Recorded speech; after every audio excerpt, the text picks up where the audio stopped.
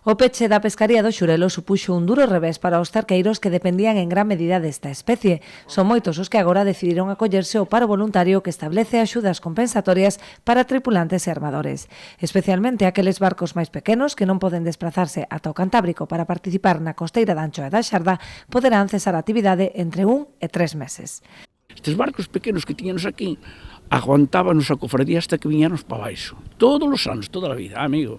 Pero deixouse secar o caladero do Xurelo e agora estes barcos non teñen onde ir. A sardiña ábrelle para abril.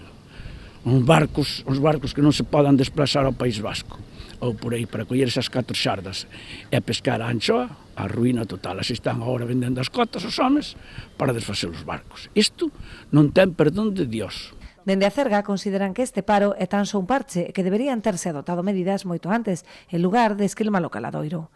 Pero hai 4 anos que se lle dixo que vamos clavar o caladero. E a min chamáranme de todo menos guapo. E isto nunca se debeu de chegar, porque isto xa se vía que iban os dereitos aí. Direitiños. Bueno, pois polo menos dixen, señores, mira, nós temos que pagar unha axuda.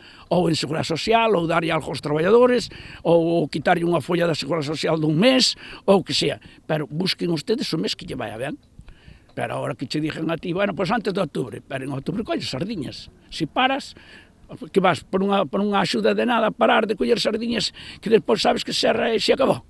Bueno, pois eu vexo mal. Eso non o vexo lógico. A resolución do Ministerio establece que cada embarcación poderá decidir o tempo de paro, sempre que se faga en períodos de 30 días consecutivos, cun mínimo dun mes e un máximo de 3. O importe a percibir, aínda por determinar, sería de 50 euros diarios por tripulante e o baremo por eslora establecido para armadores.